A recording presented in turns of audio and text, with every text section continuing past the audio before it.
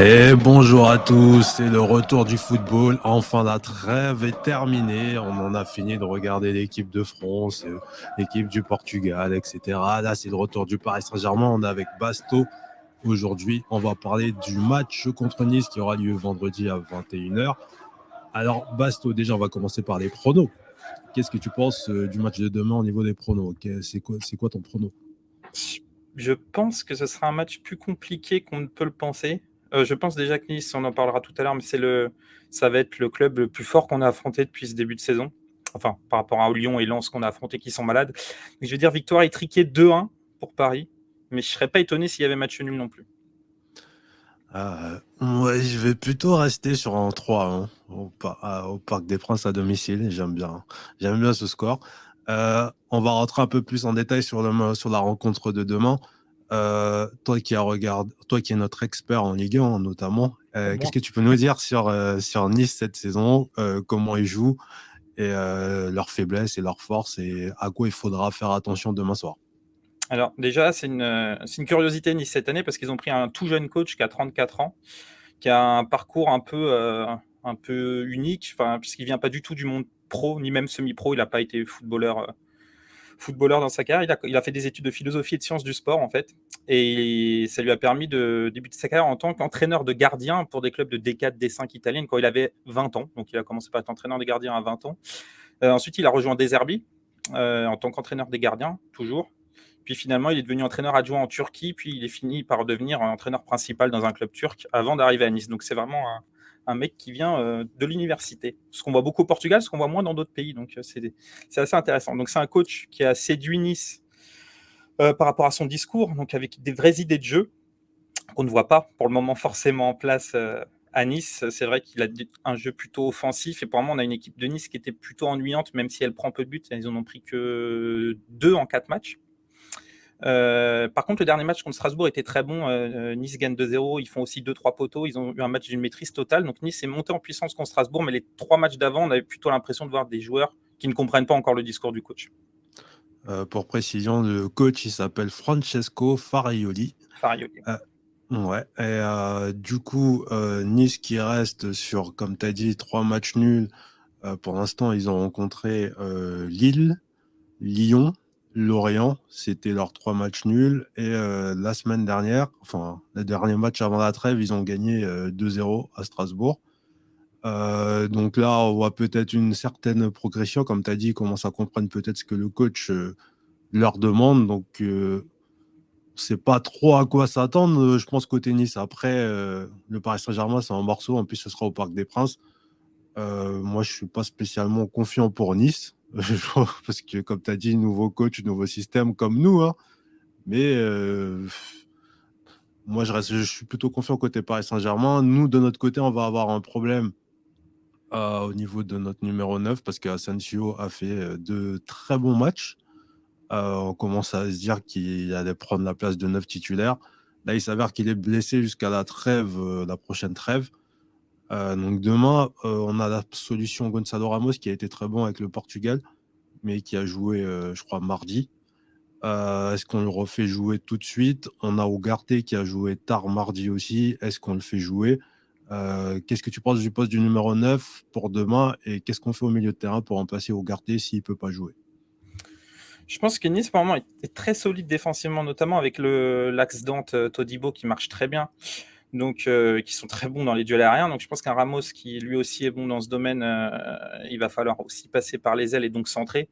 Avoir un Ramos dans un profil de match comme demain, vu comment pour le moment défend Nice de ce que j'ai vu, Ramos correspondrait bien. Bon, il a joué mardi, mais il a été remplacé, je crois, en cours de match par la 60e. Donc, ça va, il a eu le temps. Puis, il est en Europe, il n'a pas un trop grand déplacement, ce qui est différent d'Ugarte qui, lui, a joué dans la nuit de mercredi et qui ne revient qui revient de plus loin, quoi, un voyage plus long, qui sera peut-être fatigué. C'est peut-être le moment de le reposer avant l'enchaînement contre Dortmund et Marseille. Peut-être un Ruiz pour le remplacer comme conclusion en cours de match. C'est peut-être le cas, mais en tout cas, ouais, je pense que c'est Tendra Kolo Muani. Il faudrait lui redonner aussi du rythme. On a vu en équipe de France qu'il en manquait, donc lui donner peut-être 20-30 minutes avant les matchs aussi contre Dortmund et Marseille. Mais priorité, je pense à Ramos demain. Je suis plutôt d'accord avec toi. Je pense que faudrait mettre Ramos titulaire. Ensuite, concernant Kolo Muani, moi je lui donnerais aussi 20-30 minutes, mais à la place de Dembélé, pas à la place de Ramos. Et Barcola, je sais pas s'il faudra donner 90 minutes à Kylian Difficile. avec sa gêne au genou.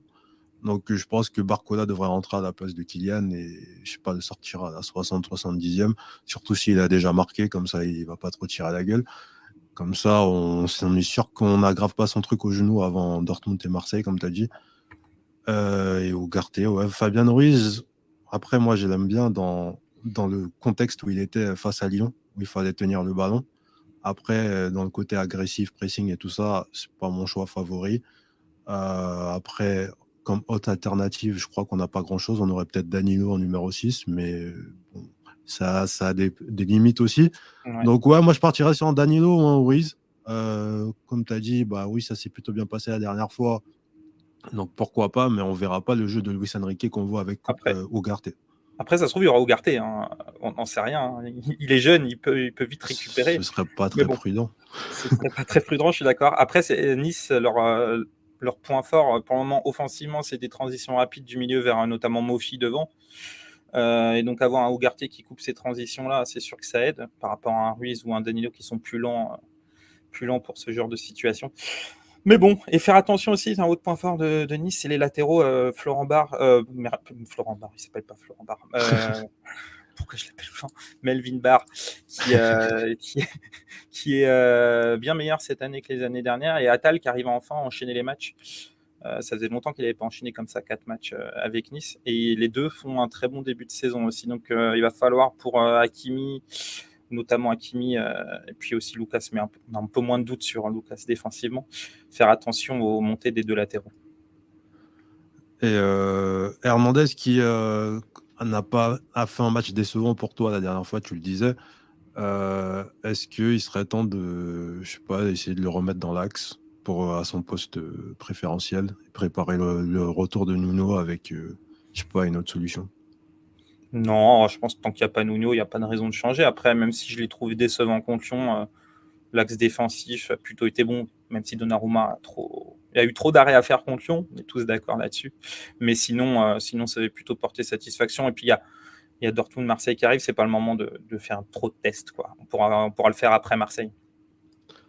Ok, bah on vous souhaite un bon match pour demain. C'est la première de Randal Kolo Muani, donc on espère qu'il va marquer. Dembélé, on espère qu'il va marquer son premier but aussi parce que ça commence à faire plusieurs matchs. Ça se voit qu'il a envie de débloquer son compteur but et des fois il a tendance à trop forcer. Donc ce serait bien qu'il marque ce fameux but pour qu'il soit enfin libéré et qu'il Et joue Ramos, idem.